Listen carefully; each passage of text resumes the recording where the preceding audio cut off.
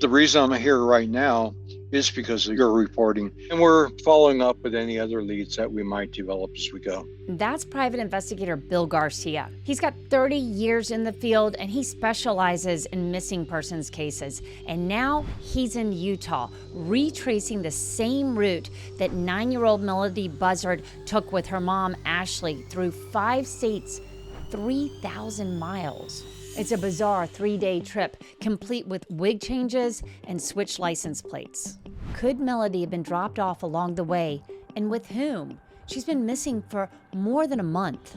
I'm Ann Emerson with Criminally Obsessed, and we have been on this case since day one. We've been tracking leads, verifying sightings, and working with law enforcement from California to Utah. Bill's working pro bono for Melodee's father's family and chasing a possible sighting that could change everything. As soon as he showed me the picture of the lady in her wig, I was like, oh, hey, I do remember that. This is our exclusive update from the road. What Bill's finding, what investigators still won't say, and why this search for Melodee is taking us deep into Utah's backcountry. Before we dive in, tap subscribe to Criminally Obsessed, and please share this video to keep Melodee's story in the spotlight. So this is where I am, if you can see that gas station back there. So you made it to the Phillips 66 and where we were talking about in Junction, Utah. Correct.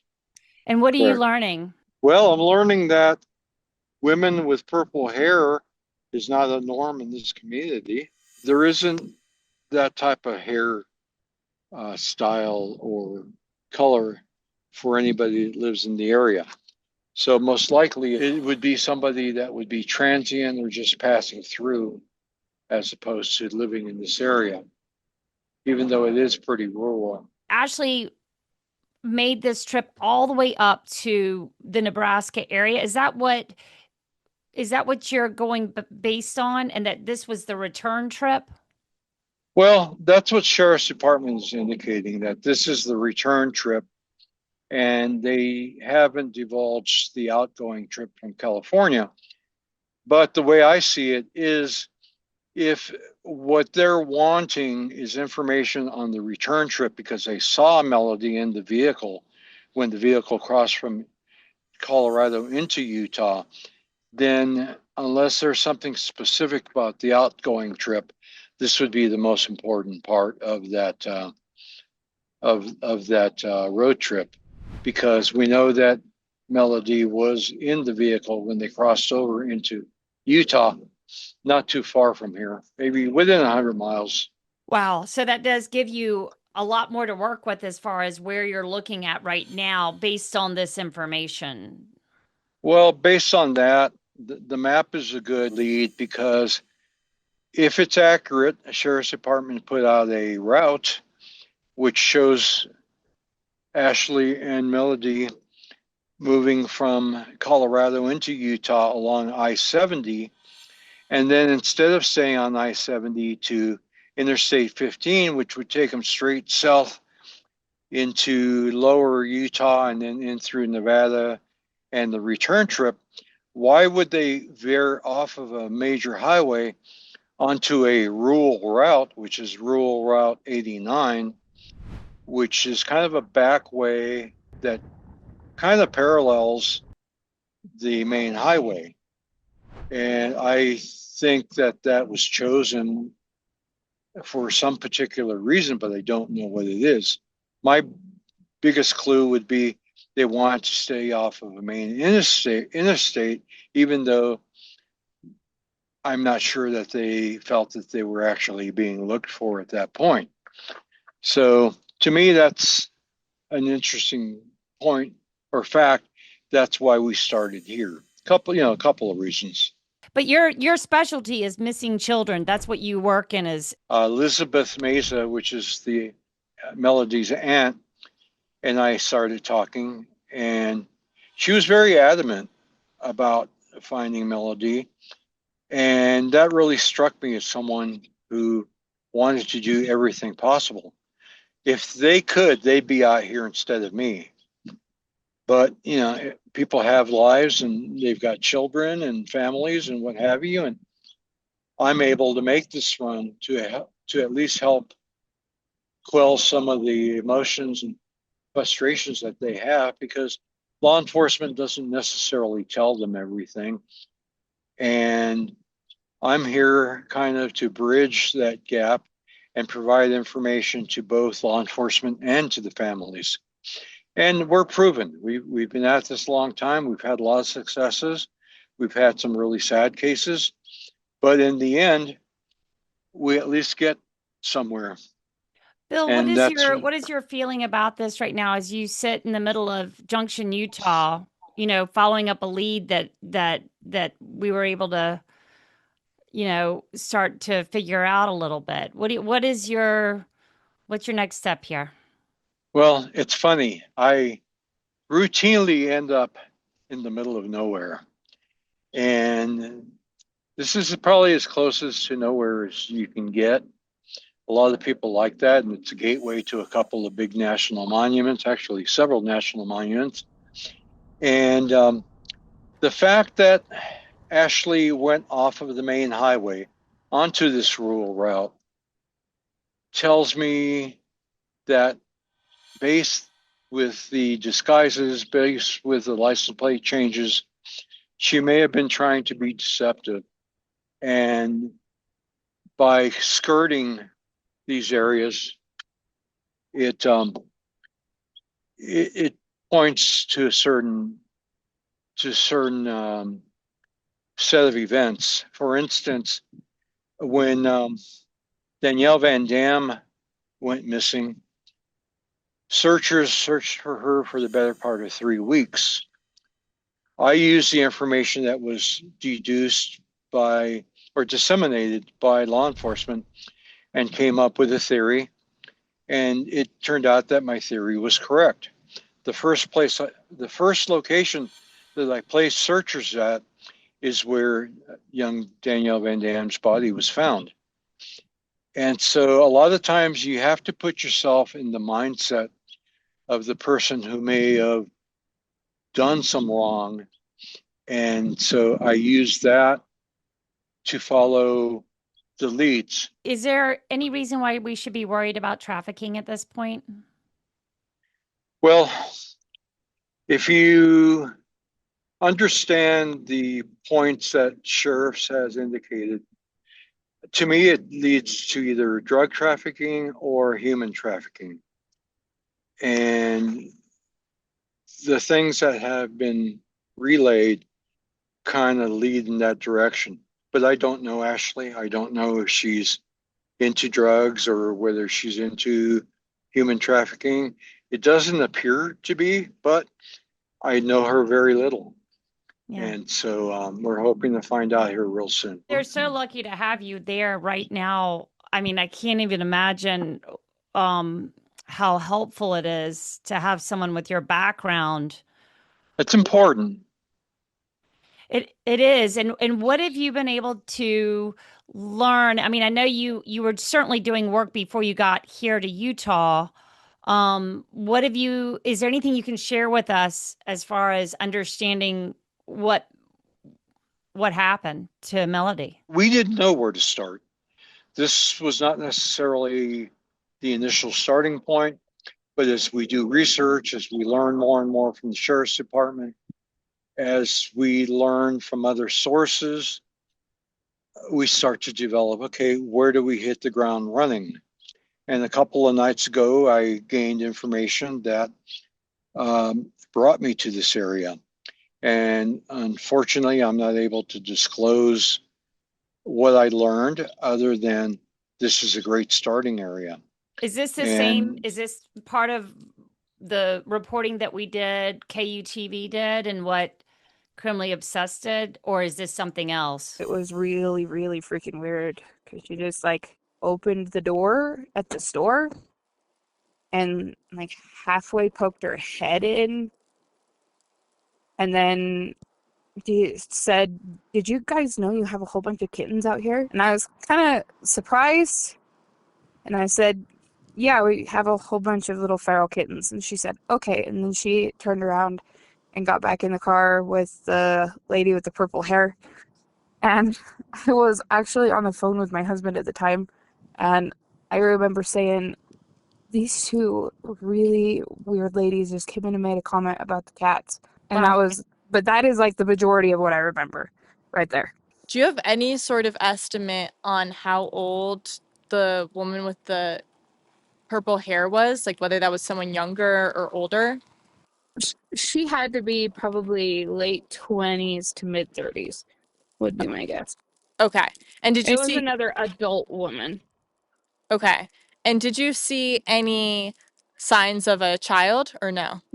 No, there's nobody else in the car that I could see. I'm going to bring you one of my cards in, and I'd love to be able to talk to Samantha. We're trying to bring some closure, for the family, and we're hoping to find her. There's multiple other sources, but the reason I'm here right now is because of your reporting, and I want to interview and evaluate the people here at the Phillips 66 gas station to see if that's actually a viable lead. At minimum, we know that Ashley came through here. Whether she was with the child, whether there was a purple-haired woman with her, we don't know. Does this person with purple hair, what could it have been another wig that was on the child or Melodee, or was it somebody else in the car? All these questions, I guess that's where you need to get answers. That's correct. Which direction did the car leave? My suspicion was it was dark at that point. So did this person miss who else was in the car? Was this purple-haired woman sitting in the front seat? Did she move into the back seat? Where did she come from? There's a lot of questions from this particular person, as well as sharing information with other people in the area. Because typically outsiders or non-locals are remembered, especially when they have purple hair or they obviously are wearing wigs and, disguise as far as the license plate. So all that is important, and it's pretty draining, but I just try to trudge forward and not forget or miss anything as I go. Bill, what about this false imprisonment charge that she's being held on? Could you talk to me about why you think that the law enforcement's taking this tactic, and what this has to do? I mean, they're saying it's not related to the Melodee disappearance, but tell me why you think that they're holding her right now.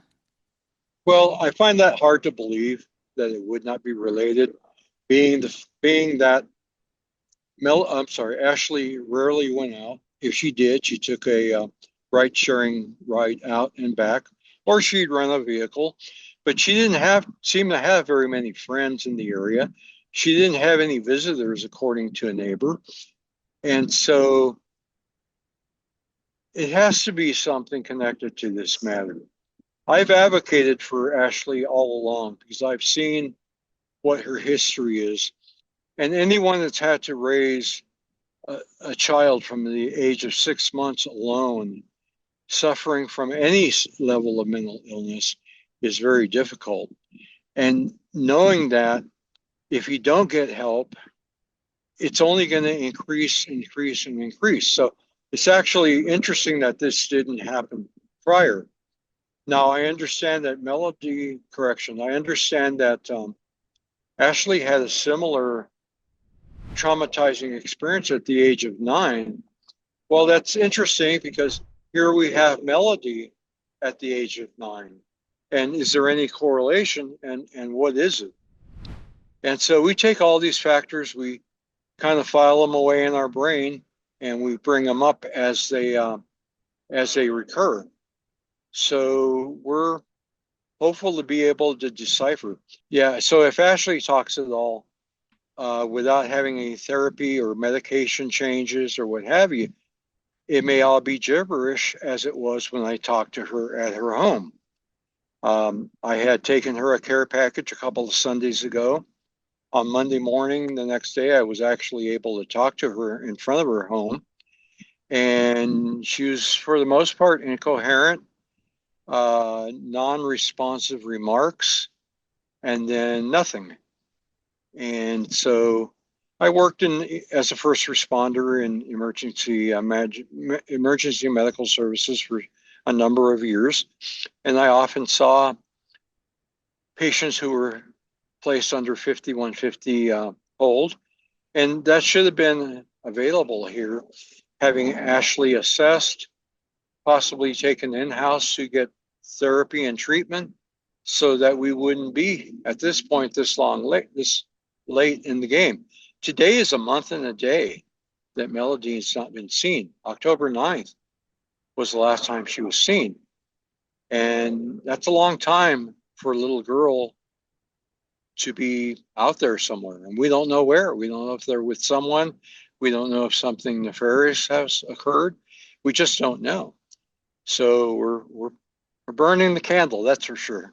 So they're going to hold her. They're going to, and when you saw Ashley, she didn't really respond to you. She didn't have much, but you went to her door. Did you have a care package from the family, from Lisbeth? No, I had conducted surveillance for a number of days. I noticed that she had not come out of the home for 3 days, not at all. She normally would come out, go to the garage, go to the mailbox, but she didn't come out at all. So on Sunday morning, I put a Walmart bag with several food items and a gift note. And it indicated who I was and that there was a group of us that wanted to help her. And we weren't there to judge her or do anything but help her in whatever she needed. But I didn't get a response. So on Monday morning, when she showed up back at the house, I showed up at 6 a.m. She had already left by a rideshare service at 5:50 a.m. Which day was this? Last Monday, a week ago Monday. And so I sat there, and shortly after 9 a.m., she returned in this rideshare vehicle, which turned out to be a medical shuttle van. And I'm not sure if she went to an appointment or what the deal was, but I was able to get out of my vehicle, walk up to her in the driveway, and then I followed her to the front door, talking to her as we went. And that's pretty much the last, only conversation I had with her. Well, that's very interesting, because right now, like, she's not talking about where Melodee is. Can you, from all of your experience, help us understand why she hasn't been able to express where this child is? The short response would be, she may emotionally and mentally be unable to remember where she was. Nobody takes a 3,000-mile road trip in 3 days. I mean, I do a lot of driving, but 3,000 miles in 3 days for one person in her mental state, in her physical state, I find that almost impossible. So it's not good. No, it's not good. And, we always hope for the best, but we do plan for the worst. And the greatest gift would be to say, hey, we know where she is. We found her. Call law enforcement, have them come in and get her, and we all get to go home. And hopefully she is able to live a good life from here on out. Thank you so much for talking to me about this. I wanted to bring up one thing that right before she got arrested for this false imprisonment charge, which we think she could get out on Wednesday on, she had moving boxes, or she had boxes that could be moving boxes. I have a lot of theories about what those boxes could have been. What do you think? It looks like that. Looks like she may have been preparing to leave. When I first pulled up there, the garage door was open, I understand, for a long period of time, including overnight. So I was able to take a number of photographs of the interior of the garage with the garage door open from a public distance. And it looked like a number of clothing and appliances, small appliances and different items packed up and then unpacked by the initial search warrant. So it does look like she was getting ready to pack that up. But again, we don't know what her mental state was or is. And so it's hard to deduce what that was all about. So one of the things we're doing is we're passing out this flyer to residents and store owners along this route in hopes that somebody remembers seeing either one of them and then contacts the authorities. So we're hoping that helps. And we're following up with any other leads that we might develop as we go. Bill, how's the family holding up, Elizabeth? And I'm sure a lot of people are wondering right now how they're doing. They're very emotionally drained. You know, in hindsight, they wish they would have done more early on, but it was Ashley's choice to kind of go away from the family and be on her own. And, you know, nobody knows why. You know, this family does care. And this is one of the groups of families that actually really take it above and beyond. I have had families that they just sit back and let everybody else do the work and don't seem to lift a finger. This family is the complete opposite. And so I'm hoping we're able to help and bring some closure for it. Well, thank you so much. Bill Garcia, I can't thank you enough for taking the time, like literally in the middle of an investigation, to talk to us. And we will be on standby waiting to hear back from you to find out what you learned and how we can help in the search for Melodee. Excellent. And believe it or not, the media, your agencies are critical in this kind of a case. I mean, I depend a lot on what you and groups like yourself are able to put out there because it brings attention to the case. And I thank you and all the others who have been involved. Well, take care and say hello to my friend there, Samantha Huffman. She's doing a great job on the ground for us too. She's crushing it, so I appreciate it. She's over there somewhere. I think you probably see her vehicle. Okay, great. Okay, very good. Thank you, Bill. Bill plans to update us as he retraces the mother and daughter's route. Before this, he was doing surveillance outside Ashley's home, and he isn't alone. The neighbors are keeping a close watch, and up to her arrest, closely followed her every move. We talked to one of those self-identified nosy neighbors in part 2 of our Melodee Buzzard coverage. Remember to like and subscribe so you don't miss any of the latest information on this case.